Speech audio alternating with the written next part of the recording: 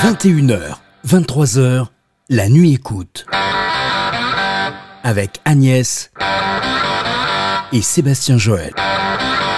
Et donc Agnès, on l'a dit tout à l'heure, on a tout de suite en ligne Alexandre Langlois, qui est le secrétaire général du syndicat Vigie. Bonsoir, on a eu l'occasion de se parler. Et il y a un petit truc qui est un petit peu rigolo. Vous voulez savoir si on allait se tutoyer ou se vous voyez, parce que vous avez l'impression d'être vieux quand on vous dit vous. Oui, c'est ça, c'est le petit truc. Et puis je trouve que c'est plus convivial de se tutoyer. Après vous, ça met une barrière. Donc c'est très bien quand on est policier de vous voyez les gens qu'on ne connaît pas pour mettre une barrière et un respect. Après, quand on est entre gens de conviction qui vont dans le même sens, je pense que ce tutoiement est plus agréable et plus convivial. Après, je respecte les choix de chacun. Voilà. Non, donc moi je peux partir sur le tutoiement. On a un sujet fort là qui est celui de cette loi. Alors on parle de la loi concernant les captations vidéo sur les fonctionnaires de police, mais en fait c'est bien au-delà de ça. C'est une partie d'une loi dans laquelle justement on parle de ça, c'est-à-dire d'interdire la diffusion des visages des policiers. On a d'ailleurs la défenseur des droits qui craint des risques considérables pour les droits fondamentaux. Vous, en tant que policier, vous en pensez quoi ? Enfin, tu en penses quoi ? Alors, du coup, avec notre syndicat, on s'est penché sur la question. On a un peu regardé au-delà du texte. Déjà, donc on va partir de ce texte. C'est un article dans tout le texte. Donc, c'est-à-dire qu'il y a plein d'autres choses très nocives qu'on a également critiquées dans ce texte-là. Donc, on va parler de la captation de vidéos sur les policiers. Le texte précise déjà, c'est pas l'interdiction de filmer les policiers, c'est l'interdiction de filmer les policiers dans le but de nuire à leur santé psychologique et mentale. Mmh. Voilà.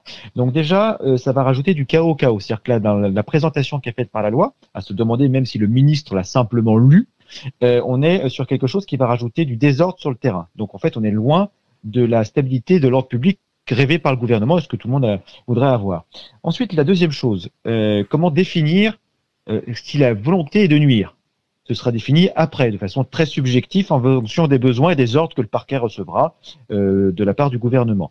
Donc c'est très dangereux pour tout le monde. Je prends l'exemple pour les manifestants ou pour les liveurs ou les journalistes qui veulent filmer. On pourra leur dire non mais ce que vous avez fait en fait c'était dans l'intention de nuire. Et donc qui c'est qui va déterminer ça ? Le procureur qui va faire les poursuites, etc. À l'inverse, un policier qui va dire non vous n'avez pas le droit de me filmer et que finalement si, parce que la personne n'avait pas l'intention de lui nuire. Lui pourra être sanctionné également derrière en disant vous avez empêché d'être filmé alors que vous avez le droit d'être filmé. Donc on est en train de rajouter de la confusion sur de la confusion. Deuxième point, la sanction qui est proposée, c'est 1 an de prison et 45 000 € d'amende. Je prends la loi qui existe déjà. Elle existe, d'accord. Il y a déjà la loi qui existe déjà sur le harcèlement. C'est-à-dire que le harcèlement, c'est le but d'harceler quelqu'un par quelque moyen que ce soit, donc y compris sur les réseaux sociaux, la diffusion de vidéos, etc., dans le but de nuire à sa santé physique et mentale. Les termes sont exactement les mêmes. C'est 2 ans de prison et 30 000 € d'amende. Donc, il y a 15 000 € d'amende de moins. Mais nous, en tant que policiers, pour notre sécurité, pour notre protection, on estime que 2 ans de prison est beaucoup plus sévère que 15 000 € d'amende de plus. Donc, si la loi qui existait déjà a été appliquée, elle n'est plus protectrice des policiers. Et enfin, les personnes qui peuvent se servir de vidéos pour menacer l'intégrité physique des policiers, etc., les menaces de crime ou de délit, quel que soit le moyen et le support, c'est 3 ans de prison et 45 000 € d'amende. Donc, la même amende, mais 3 fois plus de peine de prison. Donc, les lois existent déjà. Donc, on est sur de la communication qui ne sert à rien à part attiser les tensions ou faire semblant à certains syndicats de faire plaisir à une frange de leurs adhérents. Et un dernier point, parce que le ministre n'a pas lu la loi, il a dit que ça empêchera les gens de filmer les policiers à 5 cm de leur visage. Donc ça, c'était un des arguments de Darmanin à l'Assemblée nationale. C'est faux. La loi aurait été effectivement intéressante de dire maintenant, vous avez le droit de filmer les policiers à partir de telle distance. 1 mètre, 2 mètres, 3 mètres. Ça aurait été intéressant et a permis d'apaiser les tensions sur le terrain. À l'heure actuelle, on ne peut pas filmer un policier à 5 cm de son visage. Déjà, ce n'est pas respectueux. Et deuxièmement, quand il y a une opération de police en cours, on n'a pas le droit d'entraver une opération de police. Donc là, ça met en porte-à-faux tout le monde une fois de plus. Des clarifications qui auraient pu être faites à l'occasion de cette loi n'ont pas été faites. Parce que les policiers ne bénéficient pas de protection particulière en matière de droit à l'image, apparemment, selon une circulaire du ministère de l'Intérieur qui date quand même de 2008, donc il y a 12 ans en arrière. Vous ne pouvez pas vous opposer à l'enregistrement d'images dans le cadre de vos missions. C'était quand même un besoin. Enfin, très régulièrement, on voit sur les images que les policiers sont gênés et parfois même, au-delà d'être gênés, il y a des policiers tout simplement qui n'ont pas envie d'être filmés et qui refusent. Donc, si on s'arrête là-dessus, en théorie, on a le droit aujourd'hui de filmer un policier. Aujourd'hui, on a le droit de filmer un policier. Donc, une fois de plus, c'est les opérations de police courantes. Il y a certaines opérations de police qui, à cause de leur discrétion, de l'enquête, du besoin de l'enquête, etc., n'ont pas le droit d'être filmées. Mais elles sont déjà prévues. Les policiers qu'on croise sur la voie publique, que ce soit en manifestation, en maintien de l'ordre, en patrouille régulière sur le terrain, tout cela a le droit d'être filmé. Et la raison semble assez évidente. Les policiers sont au service de la population. Nous n'avons pas à avoir honte de faire notre métier. Donc, quel regard, ça c'est une vraie question. Quel regard vous avez aujourd'hui avec alors les réseaux sociaux, c'est un trop gros sujet, mais aujourd'hui, moi ce qui me gêne, et j'ai besoin de savoir ce que le policier en pense. Chaque personne qui manifeste ou chaque personne qui se retrouve aujourd'hui témoin de quelque chose va utiliser son téléphone pensant être un journaliste et de détenir la vérité, mais souvent les images laissent à penser qu'on peut y coller un scénario qui n'a rien à voir avec la réalité. Nous sommes souvent victimes du scénario qui ne colle pas à la réalité, et c'est là où on arrive à l'intention malveillante et des lois qui punissent déjà ces comportements.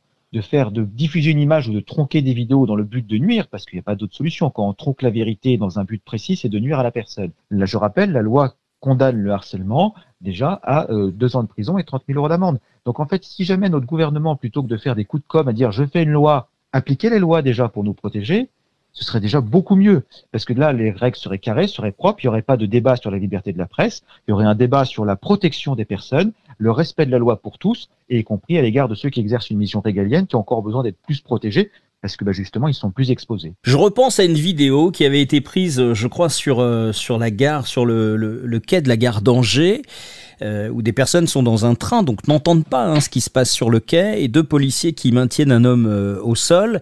Et là, on entend des commentaires dans le wagon. « Ah, vous n'avez pas le droit de faire ça, mais lâchez-le, vous lui faites mal. » Et en même temps, on s'aperçoit que l'individu au sol était armé d'un couteau.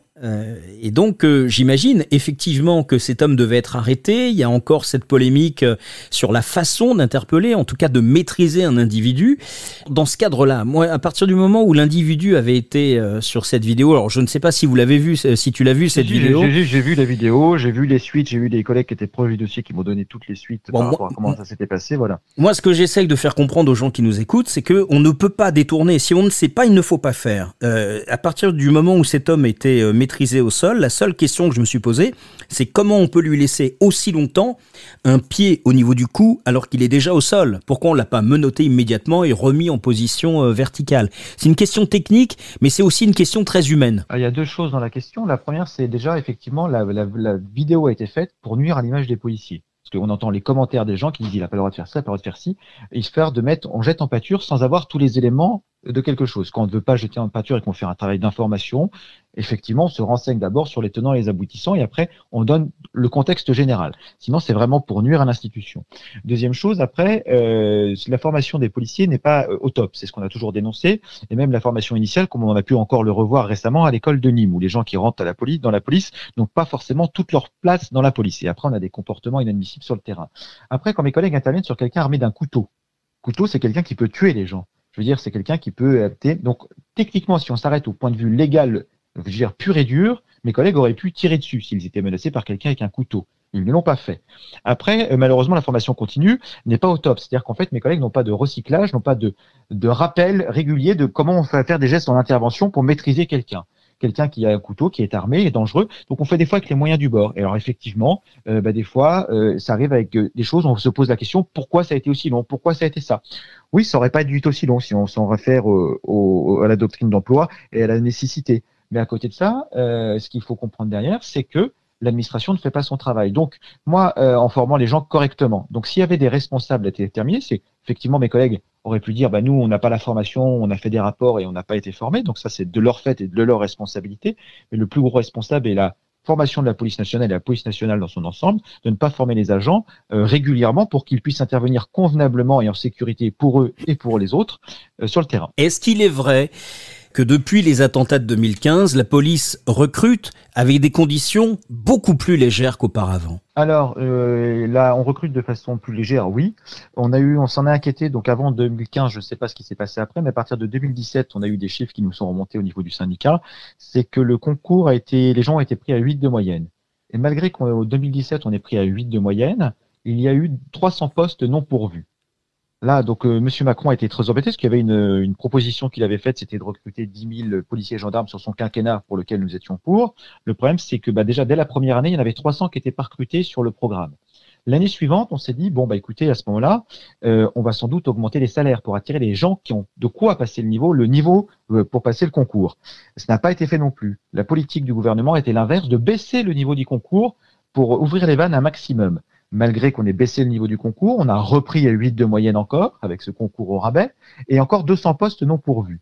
À tel point que même le directeur de la formation s'est inquiété avec nous dans un même article du Monde à l'époque que les gens qui étaient envoyés en formation, on ne pourra rien en faire. Parce que c'est peut-être des gens très gentils et tout ce qu'on veut, mais ils n'ont pas le niveau pour devenir policiers. Et malheureusement, ça arrive à des choses en embauchant n'importe qui dans la police nationale, comme ce qui a pu se passer à l'école de Nîmes récemment, où c'est le chaos complet. Et c'est des collègues, je rappelle que les gens du poste de garde à l'école de Nîmes tournent avec des gazeuses fournies par l'administration au cas où. Donc je veux dire, on est en train de former des gens qui vont apporter un uniforme, qui vont le salir. C'est ce qu'ils ont déjà fait à cette école de Nîmes. Et le barème de l'école de police, en fait, c'est quand on commet des infractions, du stup, des conduites en état d'ivresse, etc. On n'est pas radié de la police. On perd des points sur sa scolarité. C'est-à-dire qu'en fait, si on veut avoir des policiers exemplaires sur le terrain, il faut commencer dès le recrutement et dégager les brebis galeuses dès l'école de police. Alors, est-ce que justement ce problème-là, qui est lié au problème pour recruter, est-ce que dans le cadre de cette nouvelle loi là, qui est en discussion, il est prévu de donner beaucoup plus de fonctions, voire même d'armer d'une façon plus générale la police municipale? Un policier municipal, il y a beaucoup de gens qui se posent la question, qu'est-ce qu'il a le droit de faire? Est-ce que c'est un vrai policier? Et moi, j'ai dans ma tête, parfois, je me dis, j'ai l'impression que ce sont des employés municipaux et je n'enregistre pas le mot police dans ma tête. Quel regard vous avez sur la police municipale et est-ce qu'un policier municipal est un policier? Alors il y a plusieurs choses. Dans un monde idéal, il ne devrait pas y avoir besoin de police municipale. L'État devrait pouvoir assurer la sécurité de tous et partout avec un nombre suffisant de fonctionnaires de police d'État et de gendarmes sur tout le territoire. Malheureusement, il y a un désengagement de l'État depuis des années. Et ce qui se retrouve, c'est que certains maires ont pris des polices municipales qui ont eu leur pouvoir renforcé au fur et à mesure que l'État se désengageait au niveau des pouvoirs régaliens de l'État. Aujourd'hui, c'est des fonctionnaires, qui ont passé un concours et qui ont toute la qualité de policiers. Nous, ce qu'on milite, c'est pour qu'ils soient intégrés à la police nationale et qu'on fasse disparaître les polices municipales. Maintenant, ça, c'est dans un monde parfait. Dans un monde mettant pratique, à l'heure actuelle, il y a eu tellement de défauts de recrutement et qui continuent, comme on a pu le voir à l'heure actuelle, parce qu'on ne recrute pas les bonnes personnes et même pas en nombre suffisant. Effectivement, il faut décharger la police nationale à l'heure actuelle, mais ça aurait dû être de façon temporaire et transitoire, le temps de rééquilibrer la situation pour un avenir beaucoup plus conforme aux valeurs de la République.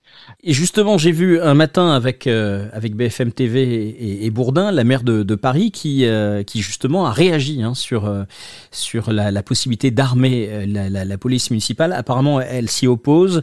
Et là, justement, tu parlais de sociétés privées. Ça veut dire qu'on va pouvoir donner des fonctions supplémentaires, des droits supplémentaires à des agents de sécurité? Alors, je rebondis déjà sur la première chose, sur la maire de Paris, qui est incohérente dans son discours. Je dis ça juste parce que nous, on l'a en travers de la gorge. À l'époque, il y avait des agents de surveillance de Paris, qui étaient des agents qui faisaient office de police municipale à Paris, parce que Paris n'avait pas le droit d'avoir une police municipale, et qui travaillaient avec la préfecture de police. Donc, ils étaient payés par Paris et faisaient un travail équivalent d'une police municipale. La maire de Paris a choisi de les supprimer, pour 2 ans après remettre une police municipale en ayant mis sur le carreau tous ses fonctionnaires. Donc, je veux dire, elle est dans un discours démagogique, un discours tout ce qu'on veut, mais surtout pas rationnel et cohérent. Ensuite, sur l'armement des polices municipales.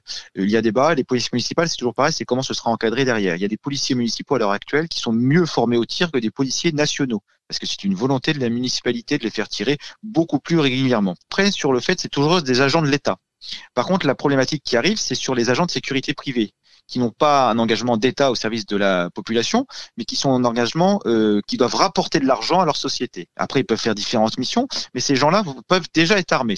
Donc, c'est pas dans la loi, c'est déjà fait. Ils peuvent être armés sur certaines missions. Par contre, cette loi prévoit de leur donner des prérogatives au niveau judiciaire. C'est-à-dire qu'ils vont pouvoir exercer des missions judiciaires sous contrôle du procureur et de la police nationale, mais ils vont pouvoir faire des choses qu'à l'heure actuelle, ils n'ont pas le droit de faire. La vraie question, c'est également aussi à un instant T, c'était une mesure provisoire, pourquoi pas? Le problème, c'est que ça va être, le but, c'est de faire ça durer dans le temps. Et la dernière fois que nous avons été au ministère, la volonté clairement du ministre est affichée, donc c'était à l'époque de Monsieur Collomb, c'était de nous dire on va vendre le maximum d'émissions qu'on peut de l'État aux sociétés de sécurité privées. Donc il y a cette volonté de désengagement de l'État, et après on aura une sécurité à la fois à la carte en fonction des communes, et encore pire que ça, avec des agents de sécurité privée qui n'auront pas une loyauté envers l'intérêt général, mais envers une société. Le but d'une société, ce n'est pas l'intérêt général, c'est de faire de l'argent. Et donc il y a certains domaines où malheureusement faire de l'argent pose problème plus que l'intérêt général. Ouais, effectivement.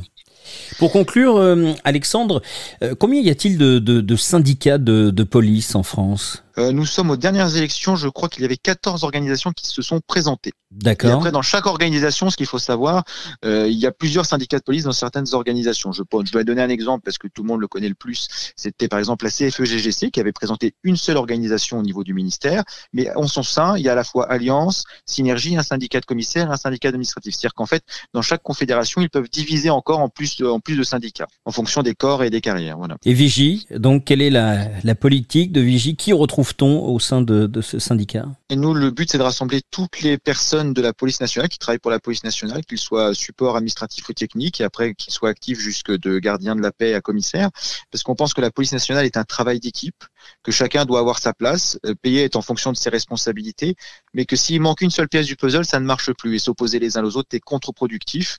Donc c'est pour ça qu'on s'est battu contre des primes individuelles plutôt pour des primes collectives, des augmentations de salaire plutôt que des primes à la carte. Donc voilà, on pense que la police est un travail collectif et c'est ce qu'on est en train de casser, c'est peut-être qu'on est en train de payer sur la sécurité de la population aujourd'hui. Enfin, quel ministre de l'Intérieur a le mieux servi la police ? Eh ben, il y en a deux. Quand on discute avec nos collègues, il y en a deux qui reviennent, que je n'ai malheureusement pas connus. C'était Charles Pasqua, qui avait commencé en arrivant ministre de l'Intérieur, qui avait dit « je vais prendre soin des policiers ». Il n'a pas dit « je vais tout casser, je vais tout nettoyer ». Il n'est pas parti va en guerre, il dit « je vais prendre soin des policiers et faire en sorte qu'on les aime parce qu'ils sont utiles, on a besoin d'eux ». Et après, il a toujours été derrière nous et quand il a fait des erreurs, par exemple sur les voltigeurs, il les a retirés. Donc c'est quelqu'un qui a toujours su ménager les deux. Et le deuxième également, pour dire que c'est pas une question de couleur politique ou de bord politique, c'était Pierre Jox. Pierre Jox, parce que quand il est arrivé ministre de l'Intérieur, on n'avait rien comme matériel, et c'est lui qui a modernisé le matériel de la police nationale et qui nous a permis de travailler. Voilà. Et un autre qui est pas allé jusqu'au bout de son mandat, dont on parle aussi, qui est un peu plus récent, c'était Jean-Pierre Chevènement, mais qui n'a pas l'aura de ces deux personnes. Donc voilà, finalement, la police, c'est en fonction de ce qu'on veut en faire. Et quand les gens prennent ça comme en tant que ministre, en tant que service public et non pas comme tremplin pour leur carrière, en général, ça se passe bien. Merci beaucoup, Alexandre Langlois, du temps que tu nous as donc accordé ce soir. Je rappelle que tu es secrétaire général de l'association du syndicat Vigie Police. Merci à toi. Bonne soirée. Merci beaucoup. Bonne soirée. 21h, 23h, la nuit écoute. Envoyez vos remarques, vos commentaires par mail à lanuitécoute@sebastienjoel.fr.